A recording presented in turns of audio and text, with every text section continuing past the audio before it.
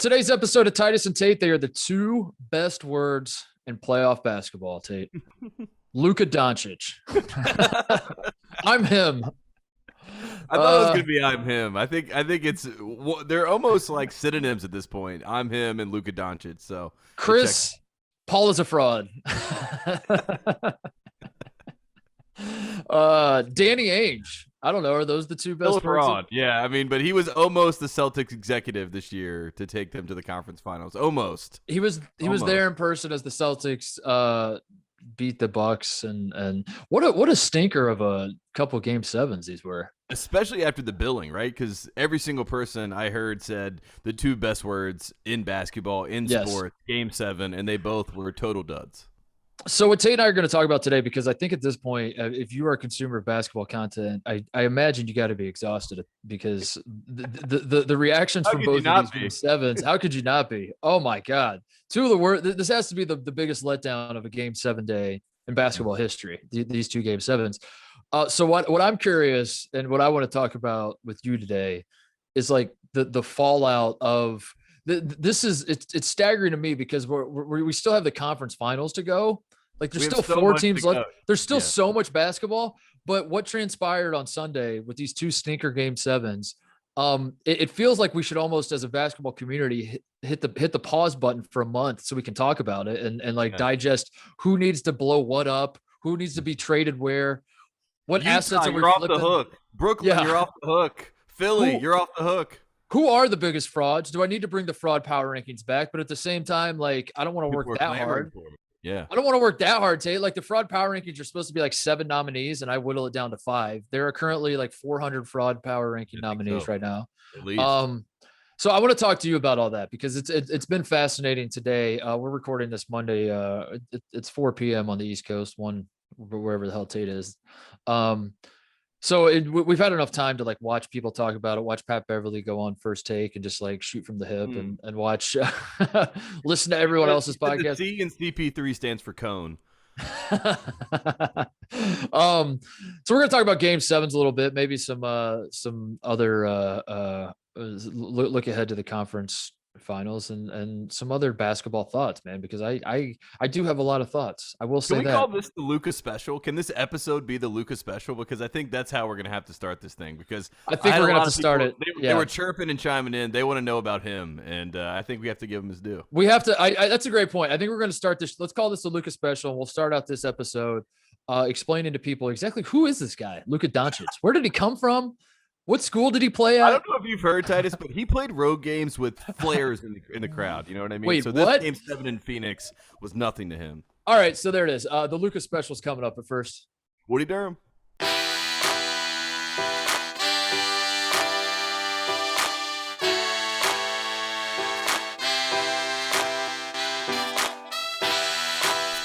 All right, so let's start with the Mavs Suns, which I find surprising because the Celtics-Bucks series was the one that was the better series. It was the one that every single game seemed to come down to the wire.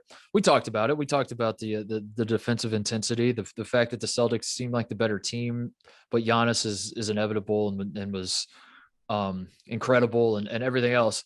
Yeah. That going into the game 7 Sunday, that was the one that I had circled. I'm currently traveling. I am. We can save this for later. Maybe I am as I speak. Back in your favorite city, right? You're back in the butthole of Manhattan, New York, right now as I speak. But on Sunday I was in New York and I not in New York, famously not a great sports city, not a great sports city, not a lot. There's just not a great scene. People don't care about sports. Yeah. So it's Sunday and I'm in the city and I'm trying to figure out where to watch a game. And I almost this is when I wish I still was active on Twitter, because every so often I think of something to tweet that I find funny, but then I'm like, yeah, I'm not going to send it. I almost tweeted, does anybody know of a good bar in New York City? And then just hit send on it. Just to like see what the response would have been. But as I was trying to find a place to watch the games, I was telling the people I was with, because they weren't like super into, they're into sports, but like not like, they were like, oh, is it the game sevens today? They're that kind of sports fan. Like, oh, watch if it's game 7, but like, I don't know. Oh, is that today? And I was explaining, I was like, well, honestly, the Bucks Celtics series is the one that I have to watch. Like, that's the one that's going to be good. I think the Suns Mavericks game is going to be a stinker. I just don't know which way.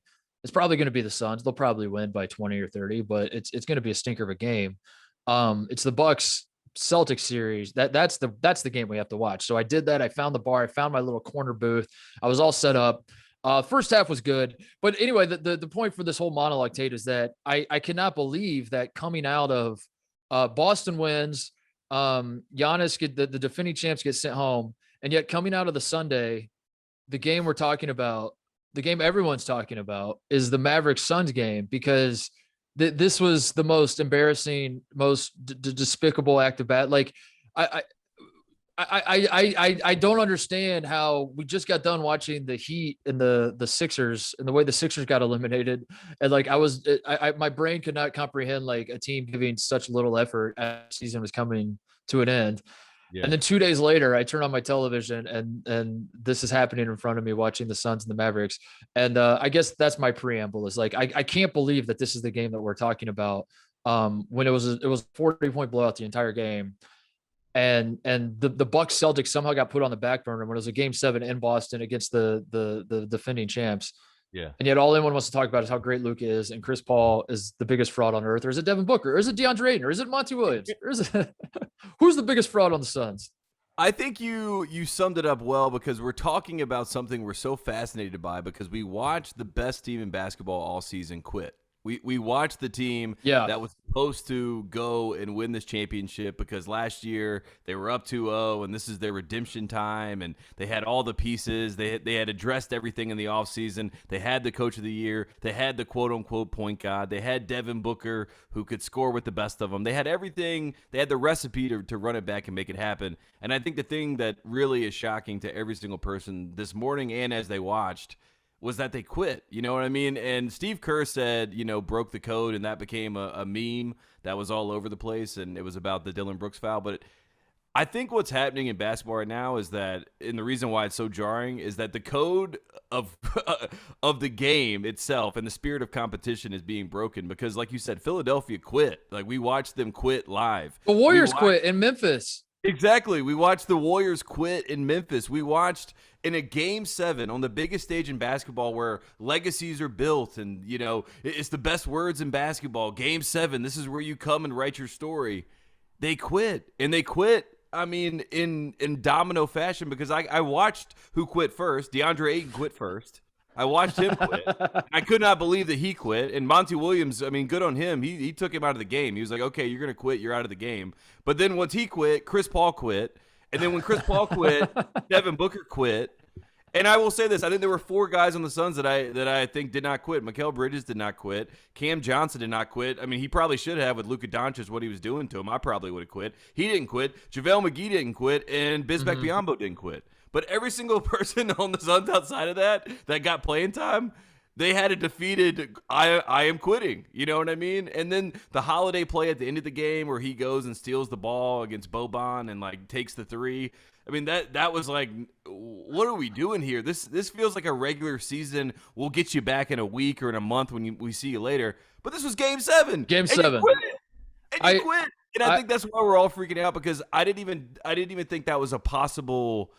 Like, I didn't even think that was a choice that could be made in a game 7. I didn't think you could just quit. You can't do it. Yeah. DeAndre Ayton quit, and he was the first one. And when he quit, I could not believe it. And I understand the guy didn't get a max that he wanted. I understand there were business implications. I understand he's going to be a free agent.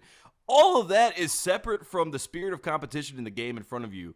You quit in a game 7. That is something I will remember about DeAndre Ayton for a long time. He's the number 1 pick. He got picked before Luka Dončić, and I remember him quitting against Buffalo, and I remember him quitting against the Dallas Mavericks. The Buffalo game I was watching this unfold, and I was like, oh, we've seen this story before. Buffalo. Yeah.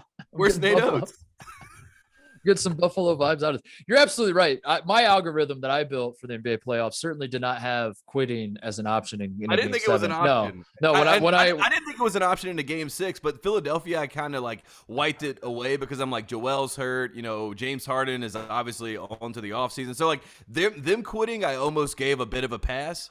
Ben Simmons quit last year. I mean? You know what I mean? Like, what is the world that we're living in where like that is a choice and an option? Because I had never lived in a world where it was before, but I guess here we are. Yeah, and for me, what's especially confusing is I want to blame it all on the Zoomers, because that's where I'm at as a guy, as I age in this society. I want to blame every Youth. That's what people do. Every societal shift. I want to be like, that's obviously the Zoomers. Those guys, those kids are idiots, and they're leading us down a dark path. But to have Chris Paul be the face of, maybe not the face, maybe Devin Booker is the face of the Suns, but he's the undisputed leader. He's Chris the point. Is the face of the Sun. He's the quote unquote point god, and to have him, I my mind can't even comprehend it. Like I really do. Listen, I understand people that follow the playoffs and follow the NBA and know they're always up on their memes, Tate. The NBA Twitter people, the people that know who you can rely on in the playoffs and who you can't, and who's a choke artist and who's not, and all that stuff. And I understand that for a lot of people, watching Chris Paul lose by 74 points in a game 7 when he has the best team in basketball, they said, this isn't a surprise. We've seen this before. This is Chris Paul failing in the playoffs yet again. We have not seen this before. This was like this was another 3 levels up from what I could even comprehend. Like you said, man, like if you went into this and you asked me what are the possible outcomes, the Phoenix Suns being down by 50 at one point, did it ever get to 50? It was knocking on the door of 50. I don't know. I went to hockey. I couldn't even do the math, dude. Like it was the Rangers game. I was like, I can't watch this anymore. It was so bad that like I had to bust out my calculator as I was watching it, like counting on my fingers. How many shots do they need to get back in this game? 107 minus 46 is what? Is that 61 or 51? That's 60. They're down 61. It was incredible, and disgraceful is what it was. Like it was a disgraceful effort, and I don't put it on Monty Williams, the coach of the year. And I know a lot of people after the game, they're like, you got to say something about Monty in this, and maybe everybody's at fault at some level. But I watched their starting center quit. But that's like game 7. That's what my question is, because it feels like there's been like there's such a rush to bury Chris Paul, and I understand it, and I am not defending Chris Paul. I just don't think that like. You point to this game and you say, see, it's like I said all along, Chris Paul can't get it done in the play. Like this was not that, you know, like this was like something completely beyond that realm of like, this was a, like the team and the talent of the Phoenix Suns. We have seen them be the best team in basketball. Something happened that broke the team. You know what I mean? Like, this was something that was beyond, and we talked about in the last episode, and I talked about, you know, Dwayne Wade and LeBron James doing the whole, you know, coughing and making fun of Dirk. We have to work this all the way back into the psyche of Jason Kidd and Jason Kidd amongst Chris Paul, LeBron James, Carmelo Anthony, that group of players. These guys are 6th graders, and Jason Kidd is the 8th grader, right? And when the 6th graders are hanging out with the 5th graders and the 4th graders and the 3rd graders, they're the big men on campus. They tell everybody what to do. They're not afraid of anybody. But Chris Paul and Jason Kidd, that is a big brother, little brother relationship. And Jason Kidd is the real point guard. You know what I mean? And guess what happened the last time that they were making fun of the Mavericks in 2011? Jason Kidd was on that Mavericks team, and Dirk took those guys out, and they basically took over the series and dominated it from a gamesmanship perspective. And Chris Paul, his number one go-to calling card, when you ask people what his number one trait is, they'll probably say his gamesmanship. You know what I mean? Yeah. And guess who has better gamesmanship? Jason Kidd. This is a guy that got someone to run into him with a cup of ice. You know what I mean? This man is the king of gamesmanship. You know what I mean? And the fact that Jason Kidd has that kind of, you know, influence or that kind of whatever over Chris Paul, and those guys know it. And that's why LeBron James wanted, you know, to have Jason Kidd on staff with the Lakers, because he feels like he has an ace up his sleeve by having him there. Jason Kidd is the reason why LeBron James and all these guys did so well with Team USA. He was Nike's secret guy. They were like, Jason Kidd's the only one these guys listen to. So he's really their OG. And he put it on full display with Luka as his avatar. But how? But how? Because the Suns, pride is the devil, Titus. And when you think that you have it figured out like they did in game 2 and they were laughing about it, and you're like, we're going to go with Luka all series and we got it figured out. And then the fact that Jason Kidd himself says, you know what would be interesting? What if we made Chris Paul work like they're making Luka work? And that was the rest of the series. The rest of the series was attacking Chris Paul like the same way that they were attacking Luka, and that was the irony of it all. And that's why Pat Beverly goes on TV and it's like, the move that they should have made was to bench Chris Paul. Well, there was a reason for that. They're attacking him. If you take him out of the game and put him on the bench, they can't attack him anymore, and maybe that helps a little bit. And that's why we're all talking in circles right now, because it's quote-unquote Chris Paul's fault, but really it was a great strategy on the Mavericks to say, okay, you think it's funny that you're going after our guy? We're going to go after your guy, and we're going to make him work. And guess what? He's 37. It was great. It was great to watch from that perspective. I hear what you're saying, and it makes sense in some way. It doesn't fill in all the gaps. You know what I mean? Like it puts me down the right road. To quit, there's no gaps to fill in. I don't know how you get there. That's what I can't wrap my mind around, because like everything you said puts me on the right road to like go find a solution as to how this all happened. And then again, there are probably people listening like, dude, the solution's Luka Dončić. He was incredible. He was the best player on the floor.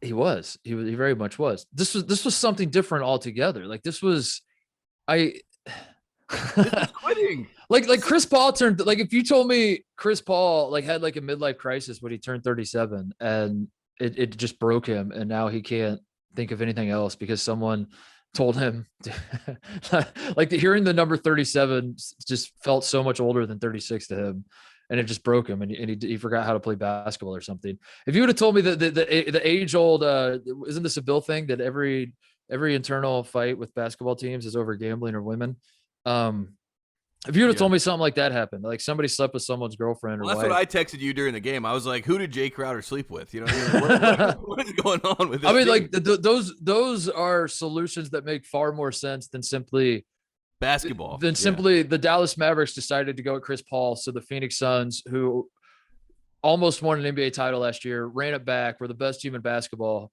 Because the Mavericks made one adjustment, they just folded like a house of cards. Like that doesn't register. And in that way, like even if the Suns lose the series, even if they lose a game 7, how they lost a game 7 does not compute. It doesn't compute that at no point in time did anybody have any sort of fight in them, both figuratively or literally, like that a fight didn't break out, like that's the. And the Phoenix Suns, their whole calling card this entire season was how great of a team that they are. You know what I mean? They work out after the games. JaVale McGee, they do the whole dog pound thing before they go into games. I mean, Monty Williams is the players coach of all players coaches. You know what I mean? This has all been the kind of, impetus for what the Suns are, which is like this great team. That's why the fact that the team folded individually, and I watched the difference in this series was that they had a star center, a guy inside who could dominate in Deandre Ayton. The Mavericks had no one to match that, and Deandre Ayton quit, and when he quit, the house of cards collapsed.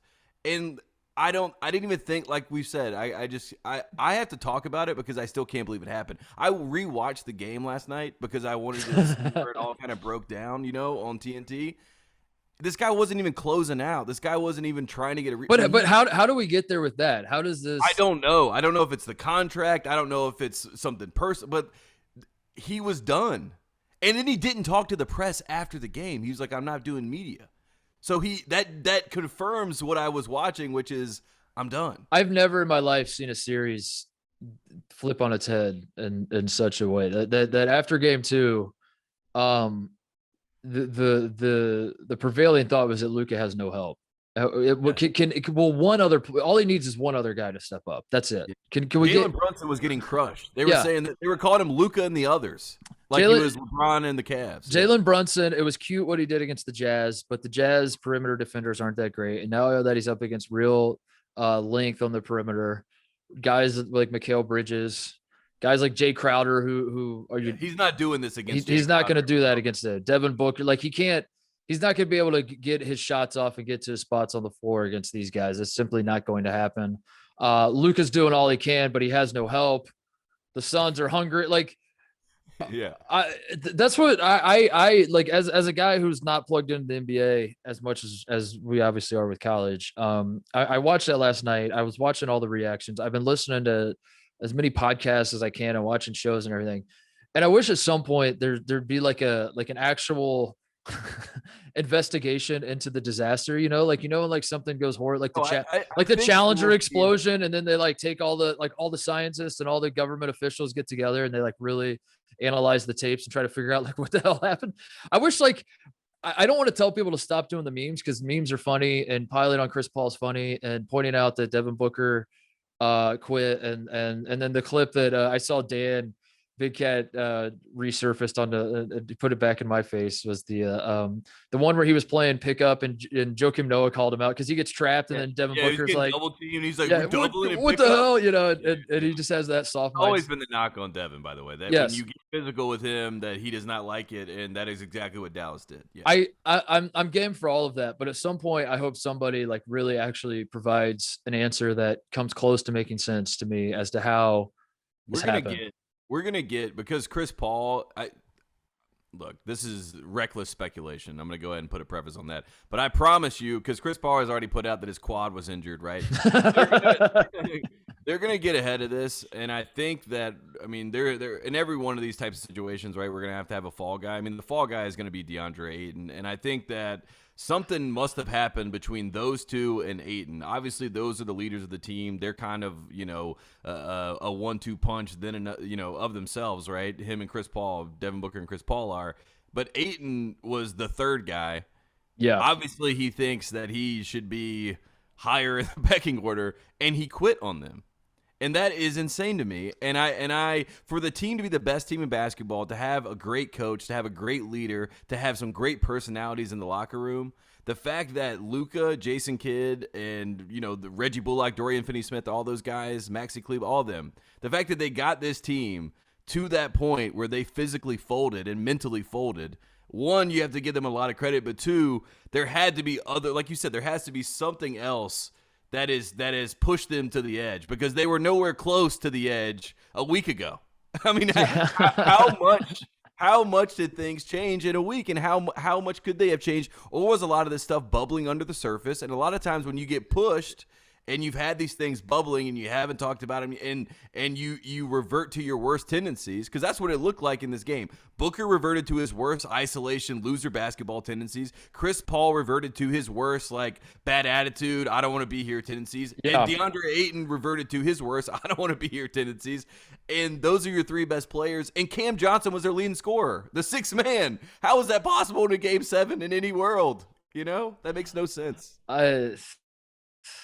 7 shots for Devin Booker. I would rather him go 0 for 25 than he go 0 for 7. Remember when Duke? I don't know if you remember this. I don't know if this is a memory that you have, but I certainly do, from this past season when the North Carolina Tar Heels played at Duke, and it was Mike Krzyzewski's final game. You remember that game, right? Ooh, I do remember that game, yeah. Thank you for reminding me of it. and Duke threw the parade for Mike Krzyzewski and then lost. I remember you saying to me after that, off air, maybe on air, who the hell knows, that whole period of time was a blur with how much. I'm probably gonna get crushed for yelling that Deandre Ayton quit in this podcast, yeah. But at the same time, no, you had the attitude of like me with Juwan Howard, where Juwan Howard struck him in. Like, I can't make this any clearer. That was you with DeAndre Ayton. He quit right in front of my face. He quit. But I remember after Duke lost at home, at one point you said to me that these names on this Duke team will live on forever. Like, you cannot let these guys. Like, this is the first thing I'll think about when I think of Paolo Banchero, Mark Williams, yes, Trevor Keels, AJ Griffin, yes, Wendell Moore, yes, Theo John. You name it. If you name a guy like Michael Savarino, if you name it. I remember. Tate said something to me like you can name former Duke players in 50 years, and I will be able to remember which guys were on that team and which ones weren't. Because like this stench will live with them for the rest of their lives. As long as they live, they will have to wear this. That's how I feel about this Suns team. Like, I feel like every single one of these guys, even the guys you said that played well, even the guys that you said were still giving effort, shout out to JaVale McGee. You did all you could, but you went down with the ship, and you have to wear the stench for the rest of your career. So that's what's fascinating to me, is like, I don't know where, talking about the playoffs, it is an exercise in overreaction. We understand that. This series is the greatest example of this. So let's put a bow on this series by saying another overreaction, which is, I think this has to live with these guys, and I don't know where any of them go from here. Like, I don't know if Devin Booker can outrun this stench of fully. Like he could win a few titles and play his way into the Hall of Fame and have a great career. There will always, for the rest of his life, be but remember, like in the same way LeBron, it follows LeBron. It follows LeBron when JJ Barea, quote unquote, locked him up that game. Like you have a stinker like this. The internet is ruthless. Basketball fans are ruthless, dude. If you're Devin Booker, you're just hoping that you're Dwayne Wade in the situation, which is like basically once time continues to wear on, more of the conversation is about LeBron making fun of Dirk as opposed, you know what I mean? Yeah. Like people are gonna be like Chris Paul show, yeah. And then Luka. But the worst thing that Booker did, and I'd go back to pride is the devil, but the fact in Game 5, the guy goes, and makes his flop and, and then goes the Luka special. And then has the guy come and blow you out in your Game 7 after you do that. That is what is so jarring. And cackle in your face, Tate. The most disrespectful. And you started it. You know what I mean? Like that's the craziest part. It'd be one thing if like you didn't want any of that, and then he's laughing in your face. You're like that guy's kind of a jerk. But like when you give him free reign to do that, and you say like basically I want you to try to bring this smoke into my house, and then he lights your house on fire and he's laughing the whole time. I mean, what can you do? All I could do was tip my cap because I'm like, and then Luka after the game, they're like, did you know that you had 27 points the same as the Suns at halftime? He's like, yeah, I did. Yeah, absolutely, I did. I yes. was like, great. He's like, what do you think I was talking to them about the whole game? Yeah, he's like, what was I saying to them? So walk me through this because the haters are. We can talk about this in a second, I guess. But this is I feel like the haters are going stronger by the day with where we found ourselves as an NBA community with the Celtics winning, the Luka's winning, the Heat. Like the only way you can stop Luka, the Luka media machine and the Celtics media machine, is you have to turn to quote unquote Heat culture, which like it might be worse. Might be worse. If you really dig into it, it might be worse. It might be worse. I'm pulling for the Heat because we love Duncan, friend of the program, but at the same time, we don't have great options here. Meanwhile, the Warriors, who I think their time in the sun is like the darlings of the NBA and being likable, has come and gone. And I don't want to. They're the dynasty team. I mean, they're the ones that like if you're the casual fan, you probably are pulling against them. I think because they've been here before. I don't want to get like pulling for the upstart. I don't want to get canceled by the JJ Redick fans out there, but like Draymond has. I still like Draymond, but if you told me that it anytime an athlete's outspoken and anytime an athlete is in your face with his personality, there's an expiration date on that as a consuming public that like it is no longer you're no longer saying like this is fresh and innovative and fun and it's cool to have a guy that says what's up. At a certain point, you're like, all right, I've seen enough of this. I don't need the Draymond Green experience anymore.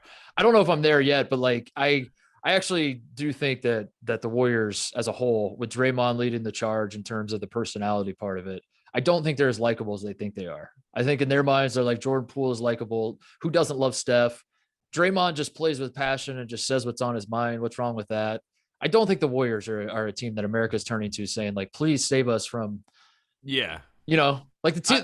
The team that's going to save everybody is the Mavericks. That's where we've arrived. I was going to say, I think the most applicable team for like quote unquote America's team that people jump on is the Mavericks, just because they are the most underdog of them all. And you have Dirk and Luka, you have all these comparisons, and Dirk was the first Euro guy to come over here and dominate and be a face of a franchise, and Luka has literally fought like Aaron Rodgers, Brett Favre status. You know what I mean? It's like, how is this so perfect?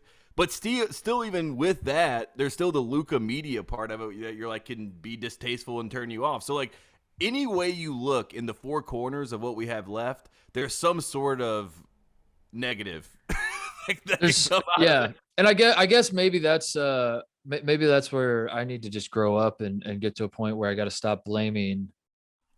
I got to stop holding it against Luka that people just go bananas for him at a level that I had to have that conversation with myself about Jokic. You know what I mean? I really, really like Jokic, and I've always liked Jokic. But as time has worn on with the MVP and everything, you know what I mean? You almost start taking it out on the player, right? And it has nothing to do with them. And then I have to remove myself and say Jokic isn't the one putting out these So help me through this when and digesting the Mavericks Suns. This is what I was going to say. The haters are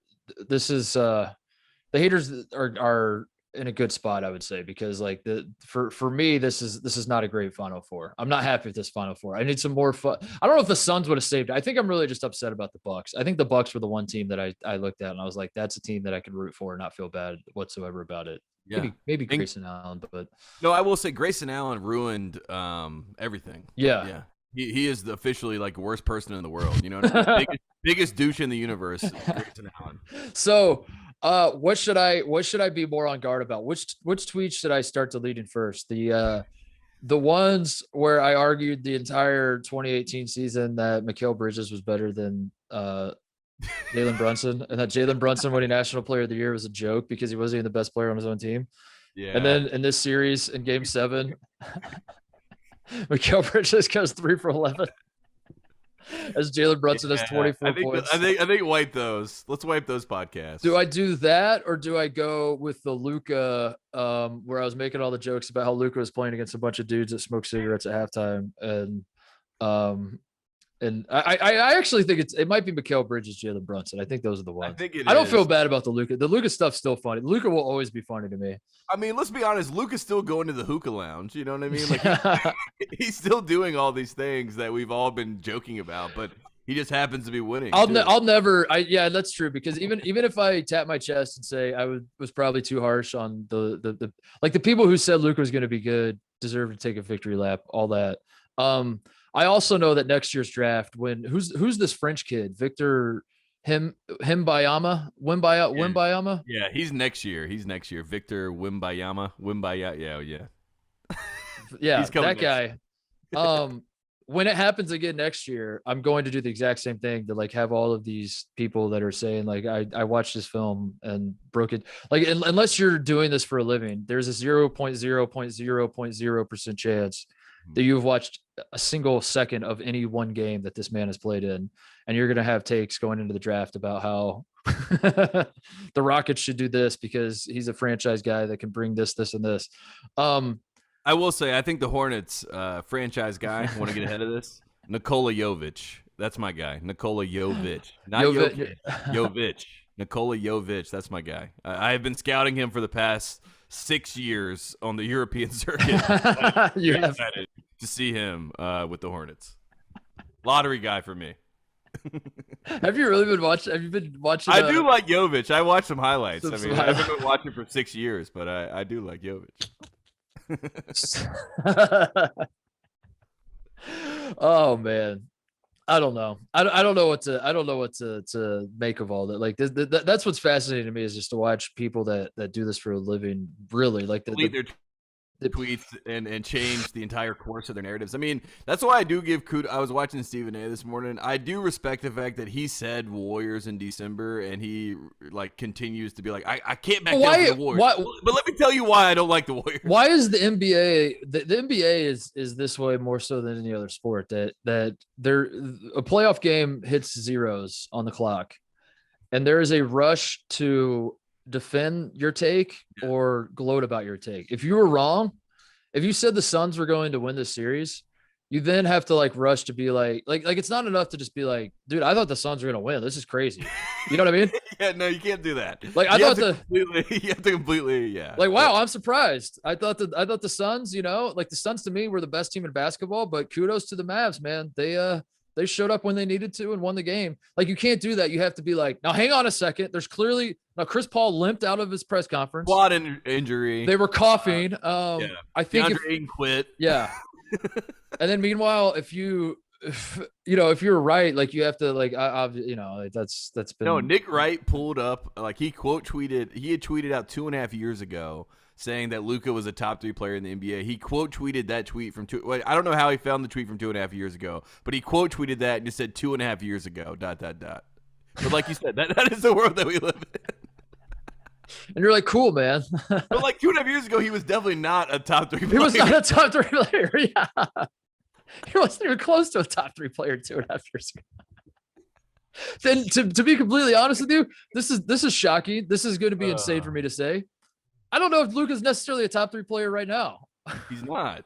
I mean, the top 3 right now, I mean, to be, in my opinion, is Giannis, I mean, Embiid is going to be in there over him because he was an MVP this year, and then Jokic, and then it's probably Luka and then Durant. That's probably your top 5 right now in the NBA. Yeah, and Tatum. Tatum is great though. I mean, I have to give respect where it's due. Like, the guy has really stepped up as an actual basketball player, because he used to just be an isolation artist. He still is just an isolation artist, but he has developed his game, and he does play some defense. Can we talk about that? Can we talk about that game 7 a little bit? Watching Grant Williams, who I had said earlier in the series that I was impressed that Grant Williams wasn't flopping every single time that Giannis was chesting him, because and he did every single time. Because that was the old Grant Williams I knew and loved in Tennessee. He would just flop like a fish out there. And then he did in game 7. I was like, that's the Grant Williams. The sequence where Grant Williams takes a shot. I think it was Giannis. It doesn't matter, but he gets hit in the face. He falls down. He's it's a live ball because the Bucks score the basket. So he's running over to the official. I remember exactly what you're talking about. He's running over to the official, covering his eye. He's covering his eye. He's going to take a fall. He's like, should I fall down to get attention? I believed in that moment that Grant Williams, his career might be over. Like, he's never going to be able to see again. He's got one working eye. His other eye was clearly hanging on by a thread. Like, oh my God.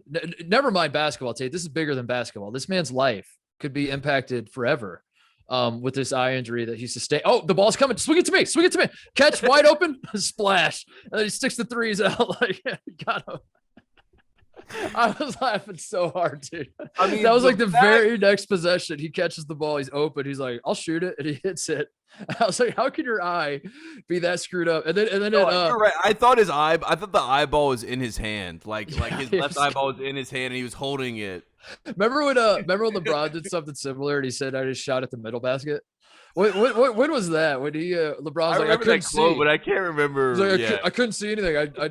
I saw 3 baskets that I shot at the middle one and went in. I was like, shut up, dude. Shut up.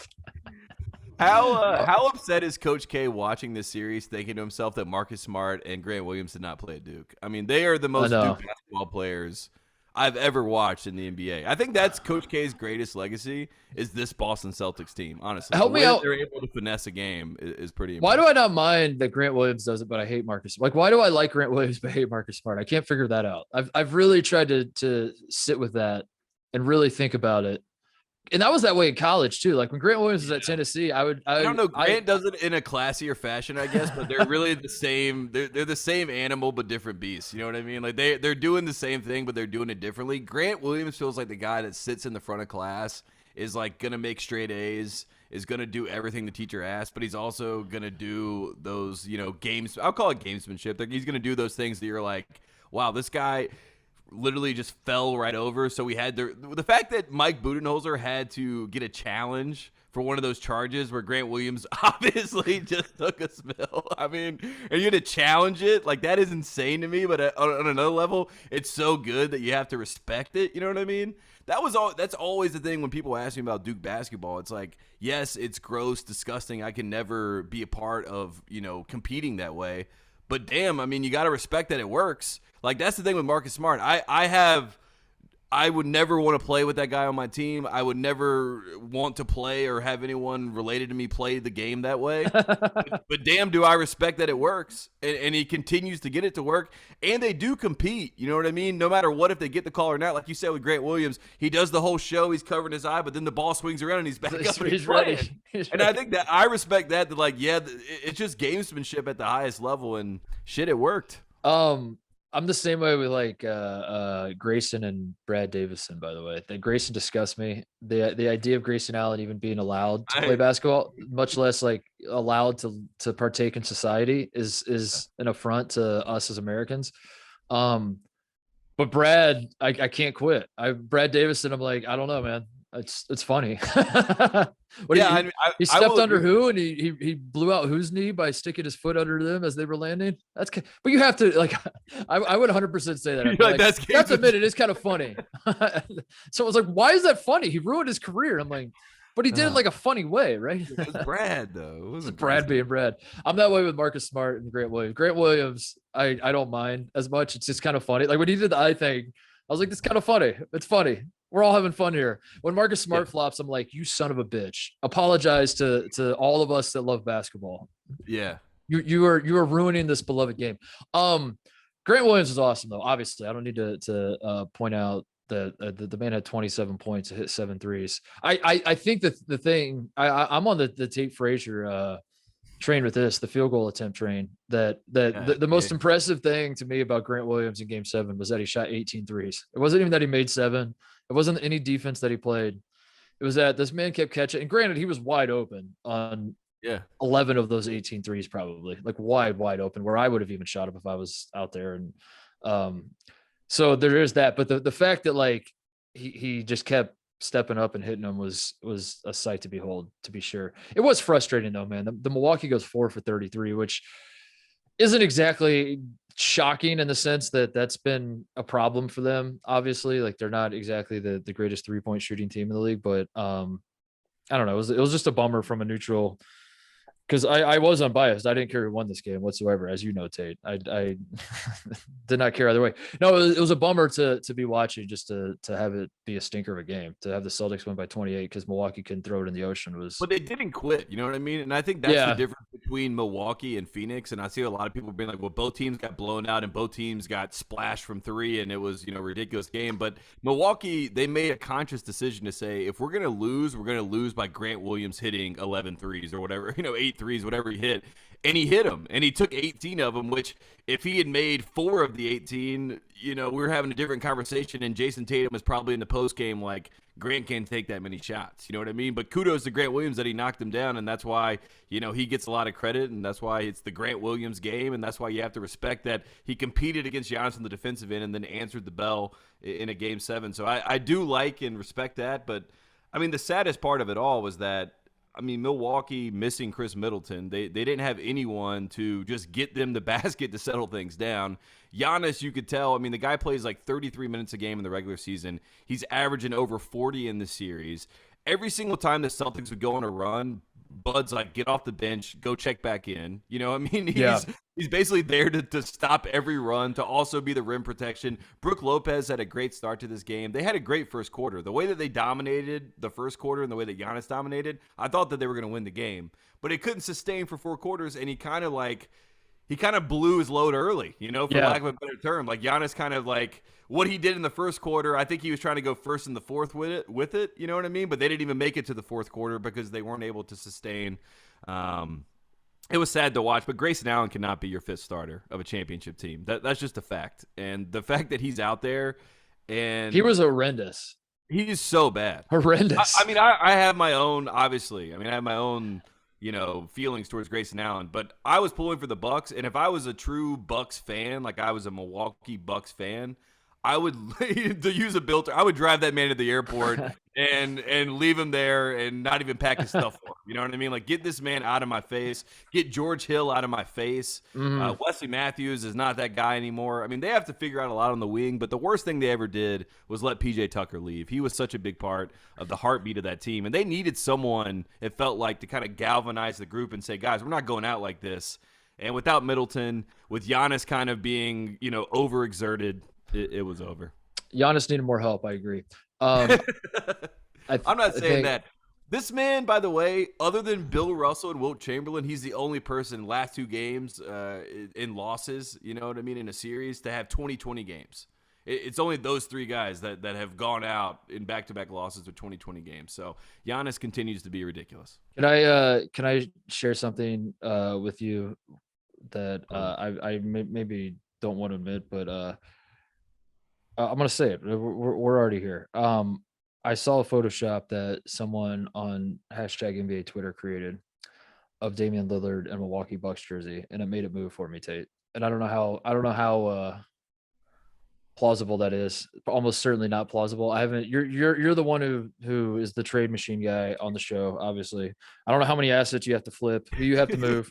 But I have been Damian Lillard has we've talked about this. He's probably my favorite human being that's an NBA player, if that makes sense. Yeah. Like, he's not my favorite player, but like, I love what that man stands for by and large. So I don't want him to leave Portland, but if they could somehow find a way to make that happen, which I'm sure they definitely cannot, they'd have to get rid of Middleton probably. And I don't know, Lopez. But you're right. Like, get rid of everybody, and it's just Giannis and Dame. But oh my God, that would be incredible. That would be absolutely incredible. Dame has to play with whoever, wherever he goes, if he stays in Portland, whoever he is in a backcourt with has to be a defender. You know what I mean? Like, that's why him and CJ never worked, and that's why it was never going to work. So wherever he goes, if he were to go to Milwaukee and this, like, let's say they're like Middleton and whatever, that's our max guy we're going to trade, and we're going to flip these guys and turn Middleton, it into Drew Holiday. Yeah, no, keep Drew. Yeah, because I think Drew and Dame could actually work. Oh, they'd be awesome. Yeah, exactly. Like, you almost have the perfect situation where like Drew handles defense, and when you need someone to get a bucket for you, how do the Lakers do it? This is what I don't understand about the NBA. Is like if the Lakers just Photoshop every All-Star into a Lakers jersey and tweet it out at some point during the season, and it works. And then like 3 of them end up on the team somehow, and.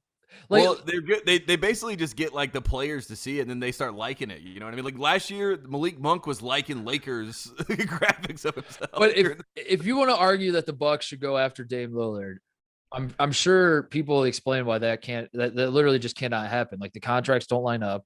They don't have the assets to trade. Portland's never going to say yes to this trade, et cetera, et cetera, et cetera. If everything else is the exact same, and instead of the Milwaukee Bucks, it's the Brooklyn Nets or the Los Angeles Lakers, and you say they should try to get Dame Lillard. Everyone's like, yeah, that's a great idea. They should. Like, a good idea, Titus. Yeah, they should dip into the luxury tax. And I don't understand that at the NBA.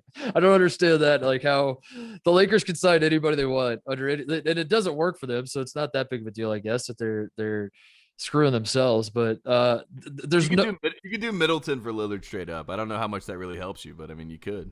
They're you really? Yeah, you can do it straight up. I just did it on the trade machine for you. All right. Well, there we go. All right. That's enough. That's all I needed. Grayson Allen and Chris Middleton. Oh, man. The Celtics are winning the title, aren't they? I think so. Yeah, I think they are. We should just go ahead and get ahead of it and say that's going to happen because honestly, when they swept the Nets, I was worried. You know, I'm here as a Giannis guy. I thought Giannis could have a real chance to repeat. I think if Middleton was healthy, they would have had a better chance, obviously. But the Celtics, after what they did by beating Giannis and by beating the Nets, I think it's pretty much a foregone conclusion. Yeah, these playoffs have been weird playoffs because I think you know, as we've covered extensively on the show, the playoffs are pretty clearly rigged. It's just we're still trying to figure out how they're rigged. I think we all know that. I think everybody listening said on the show, best case scenario business wise was Celtics Warriors. Celtics Warriors, yeah. So we're kind of on a crash course right now. Exactly. Celtics Luka, or is it? I think Luka changed everything. By the way, like in the NBA right now, they're pivoting to everything Luka. Like they might just say call in the fix for Luka. Yeah. Celtics Luka. I think it's been a great playoffs in that sense because I truly have no idea who's going to win. I mean, the Heat are probably the best team left, right? Technically. Yeah. But what is it? But are they? I can't figure out what Heat team and what Jimmy Butler is going to show up ever. Yeah. And that's great. In my life, I can't. So and I guess it's hard for me to predict them. Yeah. It's for guys like you and I are supposed to have some sort of idea of where this thing's going. It might be frustrating for us to be like, no. I think the Warriors are the best, or the I think the Celtics are probably the best team left, and should probably be the favorites to win the thing. But all 4 of these teams have a shot. I felt like all 8 of the teams ever left last round had a shot. But weirdly, like having these 2 stinker game 7s, having a situation where the Warriors get beat by 40, having the Sixers, the way the Sixers went out. Quitting. Like the playoffs are somehow both awesome and terrible at the same time. And it's not like going back and forth between awesome and terrible. It's like they're both coexist. It's like 2 alternate realities are existing at the exact same time, where these NBA playoffs have been phenomenal while also terrible. And like, I can't for the life of me turn on my television and to watch a playoff game and get like a really, really great game that comes down to the wire with massive stakes on the line. Like, it doesn't seem to really be happening, but at the same time, the series are great and there's a lot of compelling storylines, and who the hell knows what's going to happen next. That's bizarre to me.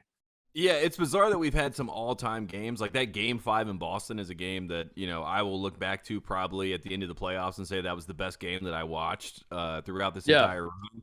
But on the flip side of that, you know, like it kind of ends a series anticlimactically because that team runs out of gas. Yeah, You know that team what I mean? doesn't win it. So like even that game kind of is a. And then every other one of these series, like the kind of big headlining series, whether it be Kevin Durant, who's the best American player, I mean, that series they quit, you know? Like, Yeah. I mean, that's what the problem with the playoffs right now is that on the biggest stage, like it's one thing that these guys quit in the regular season. Like Ben Simmons just quit an entire regular season. We understand it's possible. But to quit in the playoffs when it's supposed to mean more than anything and it just means more to be here on the stage and you're like, I'm okay. I can move on to the offseason. My brand is intact. I'll be fine. You know, it's everyone else's fault.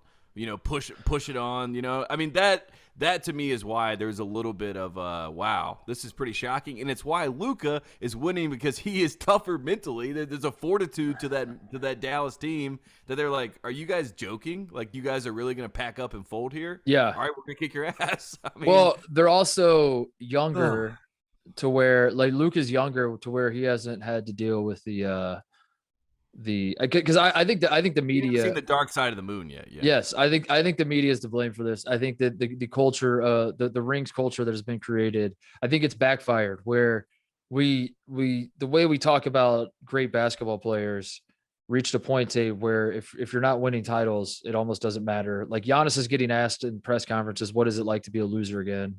What a great answer. What a great answer. Yeah. I mean, if someone asked me that and after that game, I'm surprised he didn't lose his mind. So shout out to him. So I wonder if it's something where we've built this culture where we've gone so in on how many rings you've won and whether you have head-to-head matchups. It's like the Mavs didn't beat the Suns. Luka beat Chris Paul, and that's how we'll remember this. Is that Luka Dončić beat Chris Paul? Right. Chris Paul's a loser. Luka Dončić is not. Jason Tatum beat Giannis Antetokounmpo. Jason Tatum is now better than Giannis because if Jason Tatum is not better than Giannis, why did his team still playing? So obviously he's better. But all that discussion and fueled this situation where like guys became. I feel like it probably helped initially. Where like getting guys more, not that they needed more motivation, but it just kind of added like a little flavor and spice to like the way we talked about these guys. And like, how cool is it that Michael Jordan was 6-0 in the finals and like had 6 rings and you build these whole cases around that sort of stuff. But now I think we've reached a point maybe in 2022 where the players themselves are so fed up with that. They're so fed up. Like Kevin Durant reached a point where he realizes, even when I win titles, you guys shit on me. When I don't win titles, you guys shit on me. And I'm not, and I am one of those guys. I will shit on Kevin Durant his entire career. He ruined the NBA in 2016. But I think maybe the players have gotten to a point where like if you want to make an argument that they don't care as much as they used to, not all of them, but like, I like clearly we've never seen it like the Suns quitting like this. Like the way the Sixers quit, the way the Nets quit. Well, it comes back to it's like the age-old question: Is the juice worth the squeeze? You know what I mean? Yeah. Like these guys, like they're squeezing everything out of themselves. And like you said, when Kevin Durant won his first Finals MVP, we did the podcast with him. Bill did the podcast with him afterwards, and he literally thought that Bill Simmons was going to be like, "You're the GOAT." Like he thought that him doing that was going to change his whole conversation. And guess what? Like it didn't. As soon as you got the Barry, you're like, okay, what now? You know what I mean? There's no upside now on the other side. And now it's Schadenfreude where everyone just wants to laugh at the misery of you guys. So why? That's what it is. Yeah. So like going down swinging is almost, it doesn't help you any in the eyes of a lot of people because you're still a loser. Did it help Giannis? No, you're still a loser. Giannis had 20 and 20 and he had a triple-double basically at the end of the first quarter. No one said that. Yeah. But when he was getting that triple-double in the first quarter, I saw people saying this guy might go down as the GOAT. And then 2 hours later, people were saying he can't be on the Mount Rushmore anymore. Yeah. So what is it? But yeah, I do think that players now have more of a I don't know if work-life balance is the right description or like more interest, like it feels like they kind of see what the game is in terms of like how their legacies are going to be measured and how people are going to talk about it. And I think more players now today are opting out of that bullshit than ever before, or certainly more so now than the last 25, 30 years since basically Jordan. I feel like Jordan created this culture. if we're being honest with ourselves. Like Jordan wins 6, that's the measuring stick. Now you got a Kobe comes along, Shaq was great at that time, and then LeBron comes, and like every discussion is like, can they catch Jordan with 6 rings? What, you know, and that kind of created this culture we're in. And I think now more than ever, these players are just have seen the game for what it is. That no matter how much I win, it's going to be you haven't won 6, so you're not Jordan. So shut the fuck up and sit over there. And even when you lose, it's like, see, told you weren't Jordan. See, told you weren't Jordan.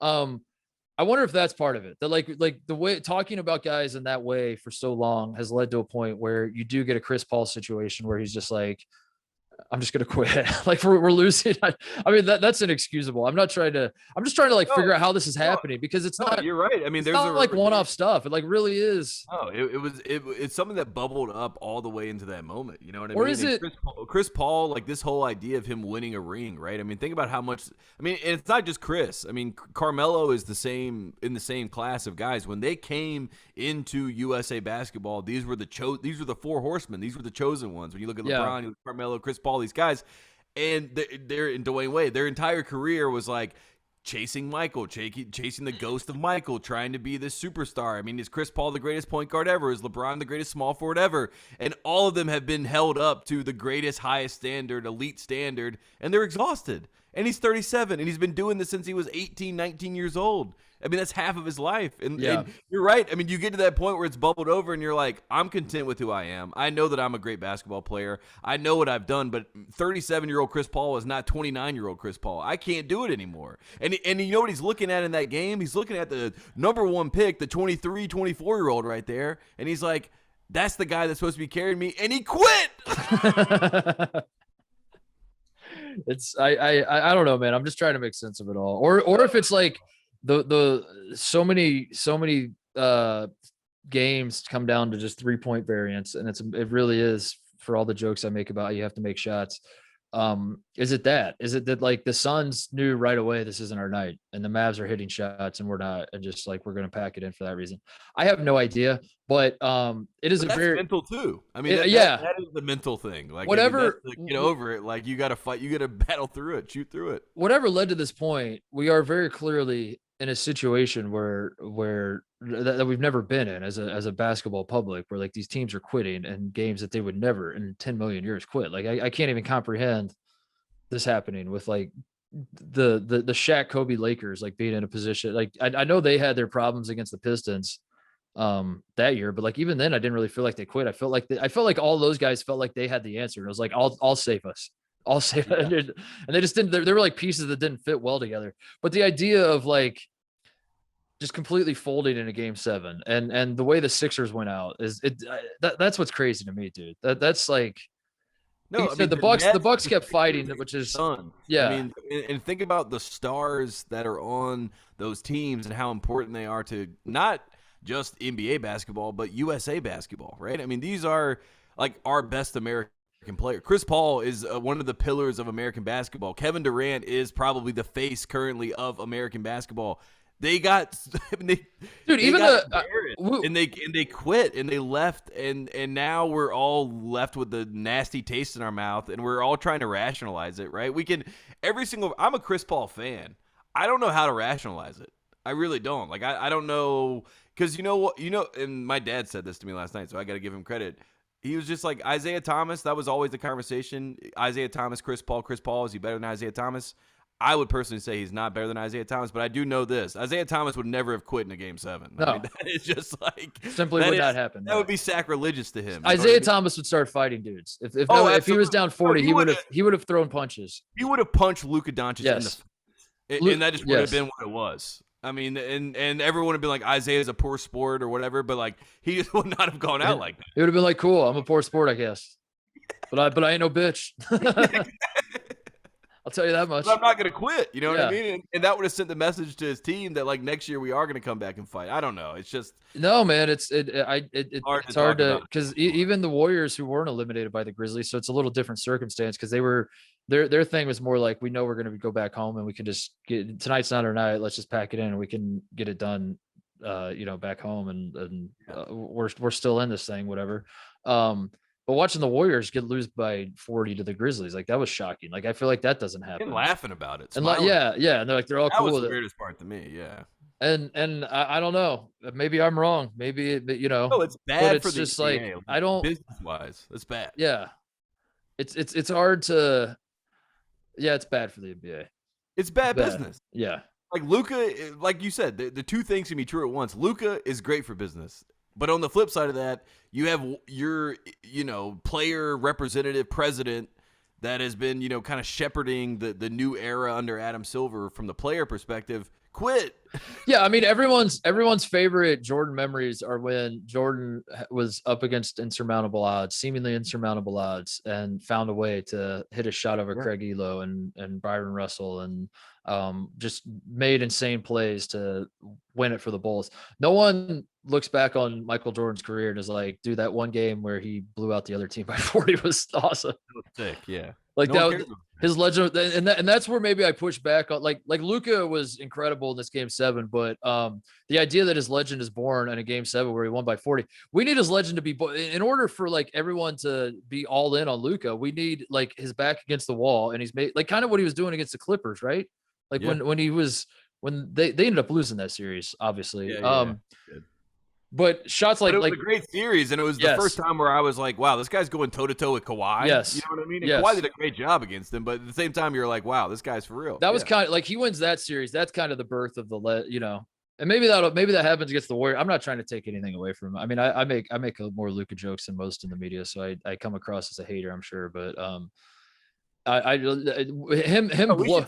should say that on the record. I like Luka. I really and I actually appreciated the way that he handled himself in this series. Honestly, the most that I've ever appreciated him, because they were the ones that started it. They picked a fight with him. They were laughing at him, and he completely flipped it on their head. It was amazing. It was like, I respect that. That's competition, Absolutely amazing. I also enjoy. I love watching Luka play. Yeah. And he's college basketball guys, so we can't help it. Is he bad for college basketball? I don't think so. Are we gonna? I'm waiting for him to say what college he would have gone to. You know what I mean? Someone needs to ask him that question. So he'd be like, I would have gone to Kentucky, and they go crazy. What college would have Luka gone to? Ooh, Stanford. Gonzaga. St. Mary's. That'd be great if he was like, I'm a St. Mary's guy. Someone tweeted at me that Luka would have ended up in Wisconsin and would have averaged like 12-4 playing alongside Brad Davis. Played as like Johnny Davis, Brad Davison, and I guess Johnny Davis wouldn't have been there yet, but like you put Luka on this Wisconsin team, he's their third option. He's coming off the bench. He's running the second unit. Brad's taking 20 shots a game. Yeah. Trying to teach him. He's like, I'm trying to get this young buck to understand the game. You put 19-year-old Luka Dončić on this Wisconsin Badgers team, he is 100% the third option at best. And he never paid his dues, and I guess that's why. Like, if you don't pay your dues in college basketball, I don't respect you fully as a player. So there is that, Tate. There's that part of it. Find a team, Luka. That's what we need. We need it. Maybe he's an SMU guy. He's like in Dallas. He's like, I love that. Oh, that's a good call. Yeah, that is a great point. We need to get I feel like that's a JJ thing. JJ's gonna have him on his podcast at some point. Has he been on his podcast already? Sure. JJ's got. I assume that every person has been on JJ's podcast at this point. Every player. I will say I really enjoyed, because Mad Dog and JJ. A couple weeks ago, JJ, got Mad Dog. He was like, "You're Fox News," and everyone was like, "Ooh, got him!" That was a great moment. But the fact that we got to, like, JJ was on the top of the mountain, you were like, no one can knock this man off. And then the fact that the First Take producers were like, let's bring in Pat Beverly. Shout out to them, because they really ruffled his feathers by bringing in Pat Beverly. He's like trying to have like an intellectual, intelligent conversation with Stephen A. Yeah. And then Pat Beverly's like, who are you talking about? I'm like, this is awesome. Pat Beverly won today on First Take. That's all I got. So stupid. It's so dumb. It's basketball discourse is broken. Somebody needs to save it, and it will not be me. It will not be us. It will not be.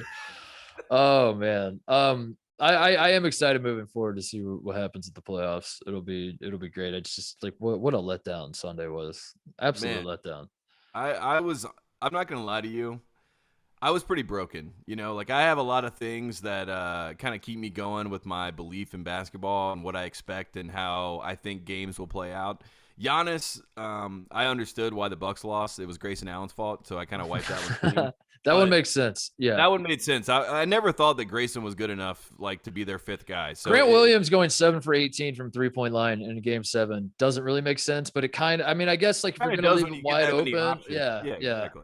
Like yeah. they decided to die by, and as a Carolina fan, I've seen Roy Williams play percentages my entire life. You know what I mean? Against the three, like I'm used to watching a team win a game by making a bunch of threes. So I kind of wiped that one clean. But what happened in Phoenix in a Game 7 at home in front of your crowd? The fact that at halftime your home crowd boos your team, because they can tell that you quit, is something that I will not forget for a long time. I'm serious. Like I cannot believe that a home crowd is booing their team in a Game 7. Thoughts and prayers to our boy Wildbags and Arizona people in general. Yeah. I mean, real Suns fans, we'll pour one out for you. Suns fans, but if you're a fan of the Arizona Wildcats and also the Phoenix Suns, wow, and also the Arizona Cardinals, and also the hockey team that's playing in like a high school arena now, right? Aren't the Coyotes like not? They're playing in is it a college arena? I think it's a college arena, but let's say high school. That sounds better. You know what I mean? Like, but you're right. I mean, in a world where you had the best regular season team in college basketball and in the NBA, and all signs are pointing to you're the number one. Yes, dude. Team and you're going to go win the championship, and this is how it all spirals out. And you don't even. It's all Texas's fault. You know what I mean? Like, you just blame Texas. And if you're an Arizona person, you probably hate Texas because you have similar sensibilities and things like that. So, wow. That's a great point. That's a great point. Yeah. That's I feel terrible. And then if you're not an Arizona Wildcats fan, you're probably an Arizona State fan, which is even worse. I mean, like at least Arizona like chokes. At least Arizona gets in a position to choke. Arizona State. It's Arizona State, yeah. It's Arizona State.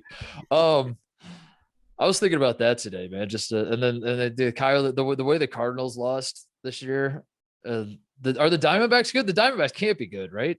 I assume no, but I mean, we can look it up eventually. But yeah, I assume no. I mean, they'll always have 2001. That was great, but that was a long time ago when they.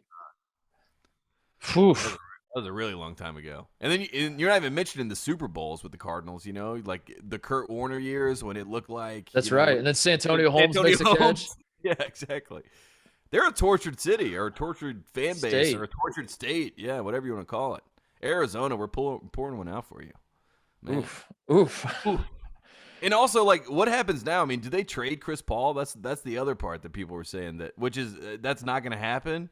But like, as far as what's next for the Phoenix Suns, listen, there's Ayton in free agency. He already quit on your team, so you don't even sure if you want him back anyway. I mean, which is crazy because last year after the run to the finals.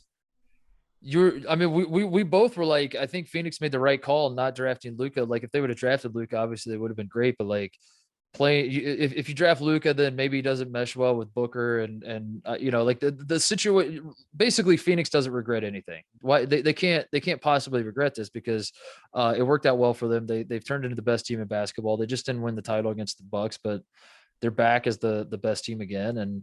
Away we go. And now you have your franchise and you have Chris Paul is going to get old, but you can figure that out later. And you have Devin Booker and DeAndre Ayton and you're set. That's it. That's done. And now in the snap of a finger, it's like, can DeAndre Ayton ever put on a Phoenix Suns uniform again?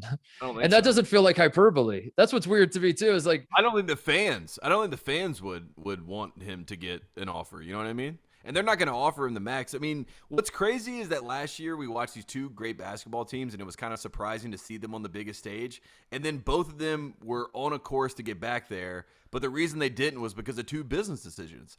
Not giving the max to DeAndre Ayton, who I don't think he necessarily earned the max, but some people, I mean, I understand why he would feel that he'd earned the max.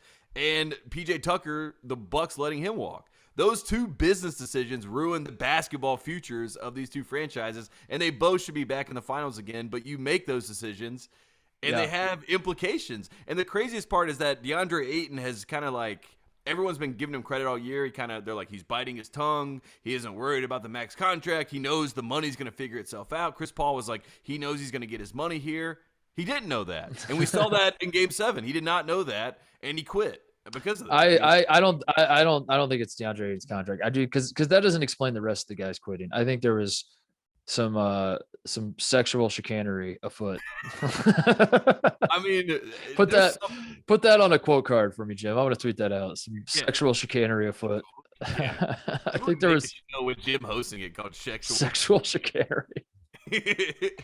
With your host. That's the only thing that makes sense. I've run my algorithm 1,000 times, and the only thing that comes out that makes any sense as to how the Phoenix Suns can just fold like that is that's I mean, I don't know, man. I just know this: the Pacers wouldn't have quit. No. Pacers would not have quit. The Hornets would have quit. Like, I mean, I watched the Hornets quit in a play-in game, so I know that they would have. So, like, the problem right now in the NBA is like, let's get to the point where we're all playing these games and we can lose and accept defeat, but do it in the spirit of competition, not just quit. Like the 76ers quitting was fresh in my head, and then I'm watching the Suns, and I'm like, I give them a pass. They look like they tried compared to this. Dude, we haven't even talked about, and rightfully so, but the Lakers quit at the end of the season when they were still technically in the hunt for a playoff spot, and then they just completely quit. They were like, we don't want to play in the play-in because we know we'd lose, so let's just go ahead and just quit. Hold this up. Yeah, quit. Sick league. Right? It's got to be bad. Like, that's bad optics. It's bad basketball. It's bad business.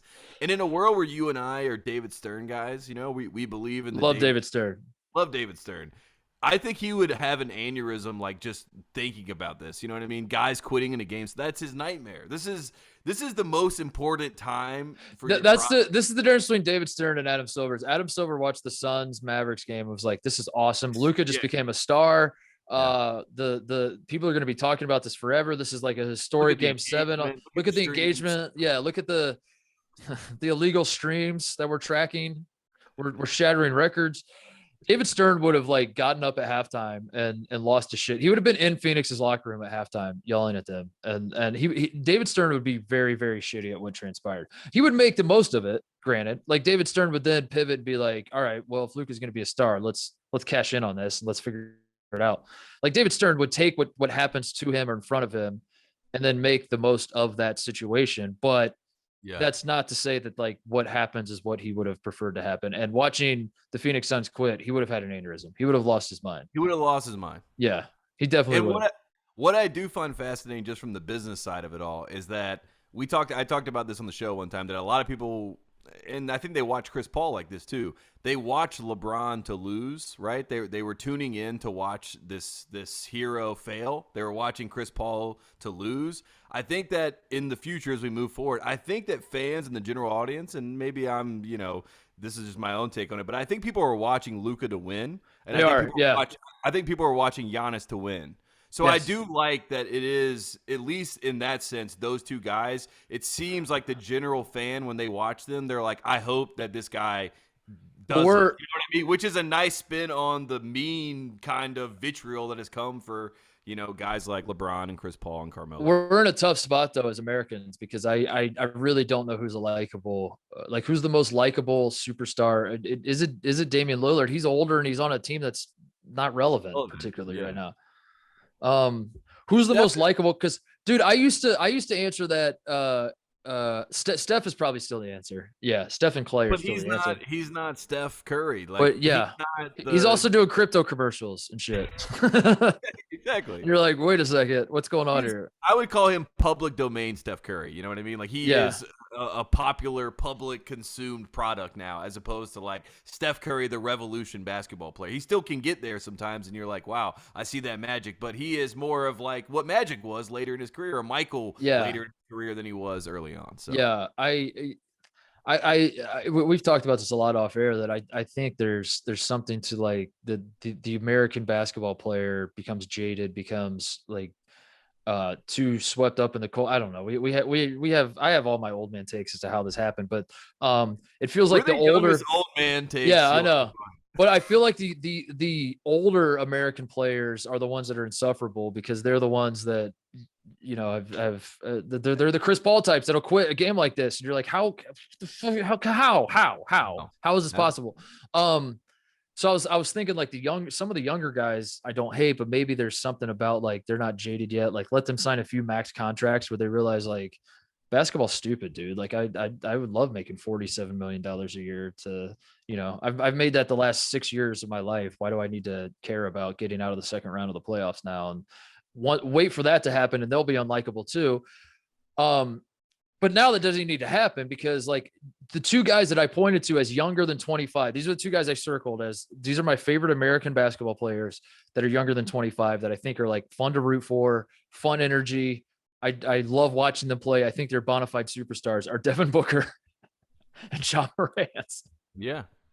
And now I look up in mid-May in 2022 and I'm like, dude, I don't know. Ja keeps firing off these tweets, and someone's got to get Ja's Twitter. Someone's got to steal Ja's phone from him. And really Devin Booker, I think I'm done with Booker forever. I like Booker he was always like likable enough to me. Like he wasn't my favorite player in the world, but I thought he always, I don't know. I know he's dating a Kardashian, but like I don't know, man. Like I liked him. I liked Devin Booker, and I probably still will, but he's not my guy anymore. I can't ride with him anymore after I watched Game 7. If you're pulling for American basketball in the future, like we're talking about now, you're getting into the group of, like you said, those two guys, Booker, Morant, but then you got Tatum that's in the conversation. Trae Young is in your conversation. But the reality of it, and we talked about it on this show multiple times, the reality is that the world is better at basketball than America, which is going to be probably the biggest revelation of the next, maybe not the next Olympics, but the next Olympics that we go to. You know what I mean? When Joel Embiid gets his French nationality and France has Gobert and Embiid and they're playing FIBA rules and they're smacking layups off the rim and they're too deep and our best bigs are JaVale McGee and, whoever else we can find to throw in and we're getting rocked. I think that will be the moment that we as America, as a basketball country, have to really examine things and figure out what we're doing, because we're getting crushed right now. But it's not even that they're better, dude. It's like they're more likable too. That's what's frustrating to me. It's like, even if America, the next Olympics, if we get destroyed by the world or whatever happened, I guess we don't play the world, we play each individual country. But if they did play the world, good God, we'd get absolutely like will most of America even cheer for our guys?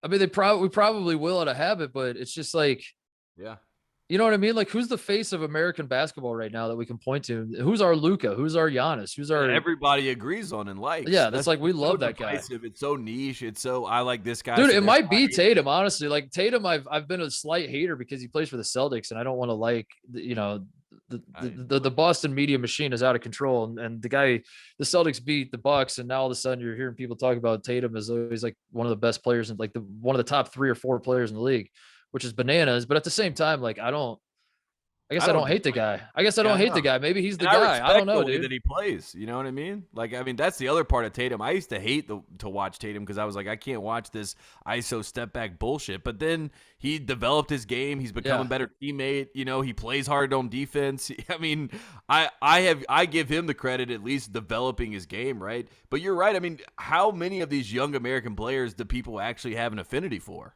I mean, that is because Ja, I thought we all liked, and I think everyone was kind of on the same page with Ja, but Ja did not do himself any favors with this Warriors series, And the Warriors are still, we talked about how, like, they might not be the most likable version like they used to be, but they're still liked by a lot of people, and Ja Morant turned off an entire coast, if like on the West Coast with some of his antics and things, and I still like Ja a lot, but I look at him through a different lens now, you know what I mean? It's almost, I feel like I know too much or something. You know what I mean? And he was supposed to be our hope. Zion's is supposed to be your hope. He's not that guy. I mean, he's done with that. So we're in a weird spot as a country. Popovich is the coach. He's not going to be there. Like, what does the future of USA basketball look like? You and I probably are going to be the few people that talk about this and obsess over this, but I love USA basketball. Like I have. Here's USA the future of USA basketball. Let Jay Wright coach. Let Brad Stevens be the general manager. I like that. Whatever that means. Let Brad Stevens be the new Colangelo. That's a full-time job. How many years does Giannis have to live in Milwaukee until he can? Yeah, no shit, dude. We gotta figure something out too, because it's because that was one of my other big takeaways beyond like Chris Paul being a choker in the Suns and all. That was like, dude, I think I got to be done with Devin Booker. I think like it's dire straits situation for American basketball. as a whole. Like we got a ton of talented dudes, but there just really aren't. I mean, Kawhi is a guy that like used to be likable in the sense of like he never talks. So like because I think there's that part is like part of my brain is thinking, we just not like these guys because we're hearing more from them and they have Twitter accounts and podcasts and everything else.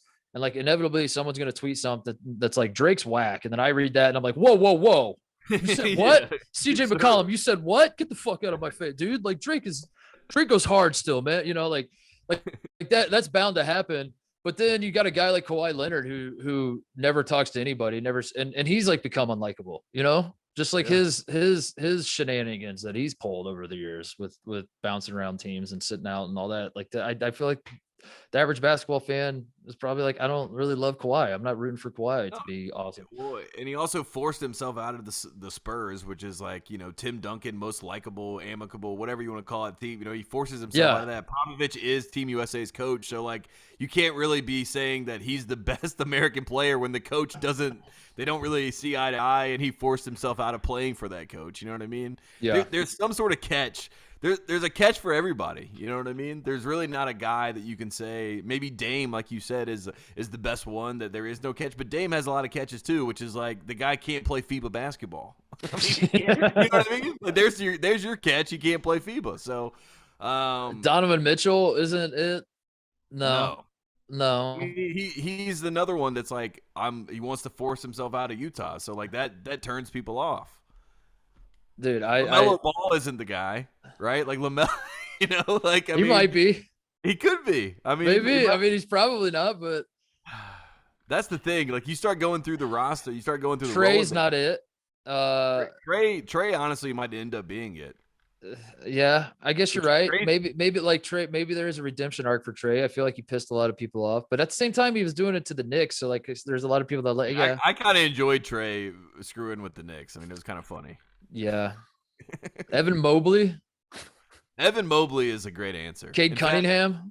In fact, honestly, that might be the best answer. Like if someone were to come to us today and say like, who is the Desmond Bane player? I like Desmond Bane. He should be on the team. But you're right. Brad Stevens being the GM of USA Basketball, like doing roster construction, figuring out guys who could play FIBA ball, who could do both. Who have I think Brad, if you're listening, I know you are, because we are the number one Brad Stevens podcast in the world.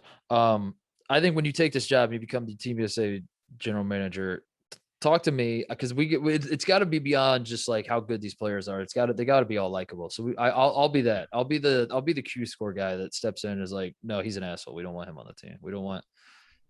I know he's better than the other guy, but like America doesn't like him because he punches guys in the balls or something, you know? Yeah, Chris Paul, you got to go. 40-year-old Chris Paul is not going to be on the team. Yeah, he's got to go.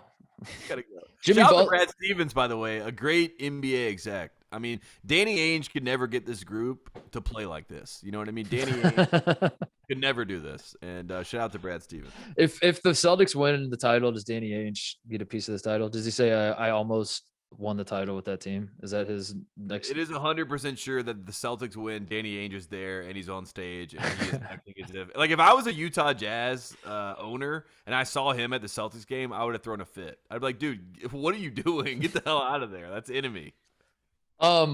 Jimmy Butler's another one I thought of that. Oh, that's a good one. He could be likable, I guess. Jimmy's got a catch too. Jimmy's. I know. Problem is, like, to be great, you have to have a certain arrogance kind of about yourself. You know what I mean? And like that can get you in trouble. Look at Dylan Brooks. Like, this guy was. I know. It was like the confidence you needed against the Warriors, but also it went too far. You know, and it bubbled over, and you're like, okay, reel it back in. And Jimmy has a little bit of that sometimes too. Let's get the hell out of here. Do you have any shout outs? Honestly, I mean, shout out to you and I for trying to sit through this. I want to shout out to the real heroes. No, I mean, I sincerely, when I watched this yesterday, I didn't even know what I was going to say, because like I was at a loss for words. And the only thing I could come up with was DeAndre Ayton quit at the end of the day, because that's the only thing I could rationally see and try to point to. But my God, Titus. Well, I'm happy that I have you, honestly, to be. Otherwise, I'd be talking to myself. Yeah. In circles in my house. It kind of underscored what we already know to be true, but every so often you need to be reminded of it. Is that college basketball and NBA are two very different sports. They are not the same sport. The NBA is not. college basketball on a professional level, which is how it used to be a million years ago. It is a completely different sport. The way it's talked about is different. The way people react to these games is different. The way the players approach the game is different. And that was driven home to me on Sunday, both in the lack of effort that, like, I was trying to think of a scenario that would happen in the NCAA tournament, and like an Elite Eight game, that a team would just straight up, before halftime even arrives, throw in the towel and give zero fight in the second half, and never at any point in time care. I mean, Oklahoma Villanova, is one of those games, but like it really wasn't that Oklahoma quit. You know what I mean? It was Villanova couldn't miss. Yeah, I know exactly. And it was like, but I never felt that game like Oklahoma doesn't want to be here. Yeah, you know what I mean? Yeah. If they wanted to be there, they should get their ass beat. They kept trying. They just kept getting their ass beat. And then also the way people talk about it is just watching the reactions has been, because the NBA is king of hyperbole, but at the same time, like, some of it doesn't feel like hyperbole to be like, never let Deandre Ayton back in Phoenix again. Never. He's a local kid. That's insane. That's insane, dude. Like, oh my God. 12 months ago, you're like, this is a perfect situation. He's going to retire. They might as well start carving the statue now of DeAndre Ayton. He's surely going to win a title here at some point. Oh my God. It's incredible. It's incredible. No, I mean, he is, so important to, what has Chris Paul always had that has been, a rim runner? Then he had the perfect one, and the guy freaking quit on him. He quit. He quit. I want to shout out to Juwan Howard for striking a man, by the way. And let's not forget that. Maybe those are our catchphrases. Like, we go to our Wikipedia. Yeah. Uses Juwan Howard struck a man, and it's DeAndre Ayton quit. I want to shout out the city of New York, the greatest city in the world. I'm here till Thursday, and I'm having a great time. This is actually, so far, jokes aside, this has been, knock on wood, not the worst trip I've ever had here. So, God, what a rousing endorsement. I had a couple good meals. We're staying in Soho this time, which that's nice. I got in Saturday night, right in the middle of like the Soho douchebaggery. So like that was not a great start. Like the flight got delayed, and then by the time I get into the city, it's like 11:30 on a Saturday. And the cab drops me off in front of the hotel, and I just look around, and I was like, there must be some mistake. I can't be staying here. This is not my scene. Let me back in. Yeah, please let me in.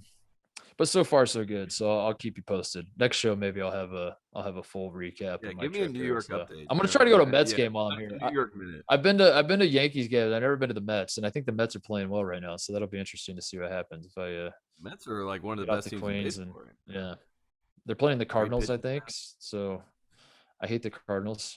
That'll be fun.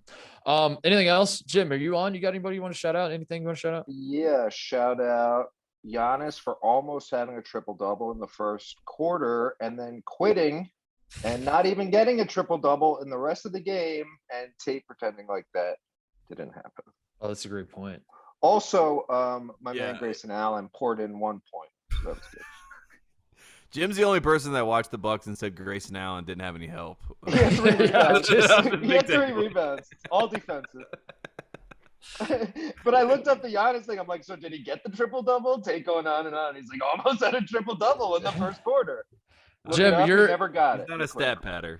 Jim, your new shtick on Twitter could be every NBA playoff game you watch, whoever the best player is on the team, just tweet that he is the best player in the world now, like of the team that won. You know what I mean? Whoever win, like when Jimmy Butler, if the Heat beat the Celtics in game 1, just tweet Jimmy Butler is the best player in the world. I was thinking how you Grant Williams the best players. Yeah. Who'd you name? Giannis, Embiid, Jokic, who else? Luka, obviously. Durant. Luka 4th. Durant. I don't know. We Durant, didn't. I didn't rank them. I'm just we saying. don't Those rank top them. 4, they're all home. Luka still in the playoffs, still playing. Who's the best player in the world? Because the other guys aren't even players right now. They're viewers. Jim, you should change who the best player in the world is based on what's happening in front of our face. And then also, every time like a role player makes 2 baskets in a row, tweet that he needs more help. Whoever the best player on the losing team is needs more help. The best player on the losing team needs more help. The best player on the winning team is the best player in the world. That's how it works. Yeah, Jason Tatum needs more help. Jimmy Butler, best player in the world. And then until game 2, tweet it, and then just flip. Grant Williams, greatest player in the world. Just keep quote tweeting it, and then you end up with. Shout out Kristen Cunningham. birthday. Oh, happy Oh birthday. yeah, happy birthday to your sister. Birthday. Yeah. How about that?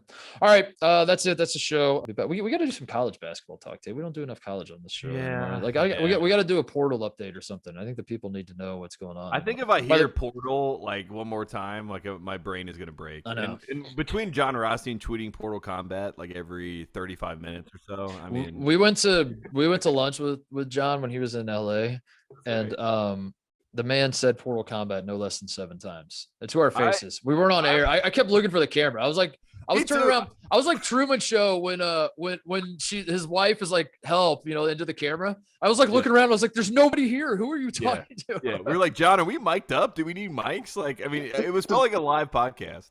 Does he just say it like Portal Combat, or does he yell it like Portal Combat? No, he just says finishes sentences. Like John will be talking, and you'll be having a conversation. And then he would somehow get back to and he was like, "Did you see so and so's going to Mercer? Portal Combat." You're like, how do we get here? Were we just talking about broccoli? Yeah. That's Yeah. And Tate's like recounting Carolina's season, and he's like, getting Brady Manic really changed our and then John would like cut in and be like, Portal Combat. Tate's like, yes, of course, Portal Combat. Anyway, yes, John. Does he sell T-shirts? Honestly, he sells T-shirts with everything on it. I thought he was selling them to us. Shout out John he's Fanta. amazing. Love John Fanta. Fanta covering Big East softball. We need to do John power rankings, but Rothstein. The reason you bring that up though is just to tell the people that Rothstein is off air, who he is on air and on Twitter and everything else. That's what you see is what you get with that guy. So shout out did to you him. see that he did a video from Nobu Malibu? Yes. I think that was the tip of the iceberg for his California trip. That's when I was like, John, just shut it down after this one. This is the money shot. All right, that's it. I'm here in New York till Thursday. So anybody listening, if you know of any bars in New York that are good, please send them my way. Let me know. I'm looking for a good bar in this city, or a restaurant. Any restaurants, bars, anything of the sort. That would be great. I would love to know. I don't know if anybody has any recommendations, but we'll see. So you're doing the Rosillo thing right now, where he will ask a question, an innocuous question on Twitter, and then it's all replies, and then he gets his engagement up. That's what you're doing right now. What's something that happened once is what he did one time. He tweeted that. That was my favorite one. We'll quote. Oh, shout out to Rosillo, by the way, taking it on the chin about Chris Paul. He was riding with Chris Paul forever and was the most public Chris Paul defender. Until Reggie Bullock and Dorian Finney-Smith came along. Am I right? Speaking of defending Chris Paul, get it? Bing, bing, bada bing. I feel bad for him, but also at the same time, you have to remember, as Tony Bennett said, what did he say? It's always darkest before the dawn, or is that Florence and the Machine? I think that's Dark Knight. Joy comes in the morning. Weeping may endure for the night, but joy comes in the morning. That's what Tony Bennett said when he lost to UMBC. So Rosillo, as a guy who's been there, as a guy who rode for Virginia and watched them lose to a 16 seed, do not sell the stock now. Go down with the ship. Mm-hmm. Chris Paul is going to be back. Buy the dip. Buy the dip. Chris Paul's going to definitely win a title next year, and you're going to tell all the haters to suck it. I promise. All right. See you guys later.